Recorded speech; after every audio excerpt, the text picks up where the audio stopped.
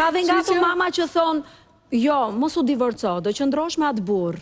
Po, kam dëgjuar. Po, këto janë të tmerrshme. Pastaj këto hyn të abuzimet, nuk hyn më të prindërimi. Kjo është dhunë psikologjike e tmerrshme që nuk duhet ta lejojë asnjë vajzë apo djalë në planet. Domethënë, dhe asnjë prind nuk duhet t'ja bëj këtë asnjë vajzë apo djalë. Dhe ka shumë prindër, jam dakord, shumë, nuk besoj se ka shumë, po janë disa lloj prindrish që ata shohin veten e tyre me fëmijën, pra ëndrat e tyre. Jo, nuk është ajo më shumë se sa nise nga mentaliteti. Jo vetëm mentaliteti, gjendja financiare. Nëse një grua mund t'ja dali sot të jetë e divorcuar dhe pa burrin, pa bashkë. Po se nuk ka nëna apo babe që nuk do fëmijën e vet. Nëse një fëmijë është i pavarur, dhe ka shumë nëna që e kërkojnë këtë gjë. Nëse një fëmijë është i pavarur, le të vër limitet edhe kufinë e veta. Po nëse një fëmijë e mban prindi dhe pretendon akoma nga prindi bezdiset dhe nga telefonata, nuk jam dakord.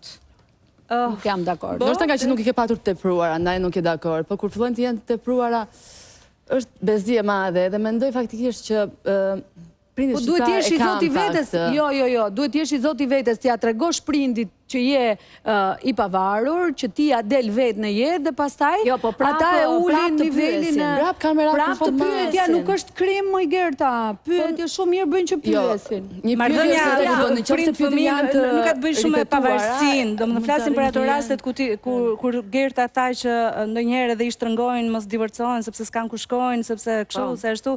Nuk është kjo. Këto janë raste që fatkeqësisht ekzistojnë akoma në Shqipëri. Po pse nuk ka nëna Egla, nuk ekzistojnë nëna ose baballar të cilët nuk kanë arritur që të krijojnë, të realizojnë një ëndër të tyre dhe i luten fëmijës?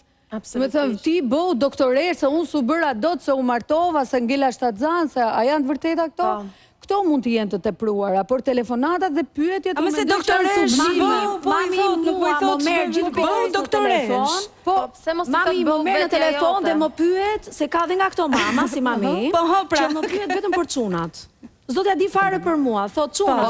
Ajo është shumë e bukur, është mjalti, s'ka faj. Do me thënë dhe ndërkohë më bërtet mua për diçka që asaj nuk i ka pëlqyer në lidhje me çunat e mi. Do me thënë, kjo është tamam një mama posesive, si që është mami im, lidhje me çunat e mi. Po mirë, gjyshja janë më mjalti tonë ato, kështu që... Gjyshja është gjithmonë, nuk mendoj se... Tani do kemi në studio një gocë që unë dhe Gerta e njojmë shumë mirë. Na e mbylli, po. Loredana është e tmeshkët. Jam e shkallë.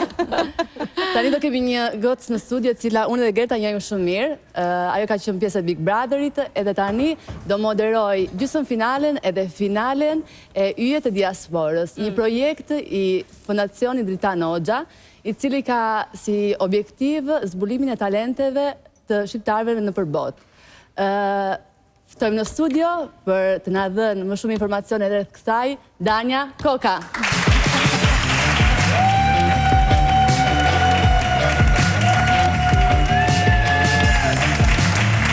Ajde Danja, mirë se erdhe.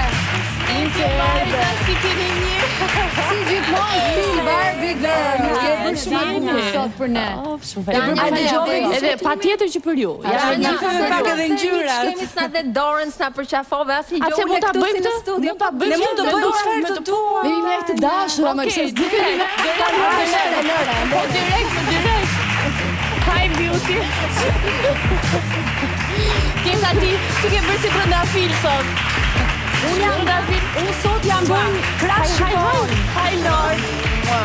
A ka një dola? Si sa takon, ma zënë se lëvizin vetë.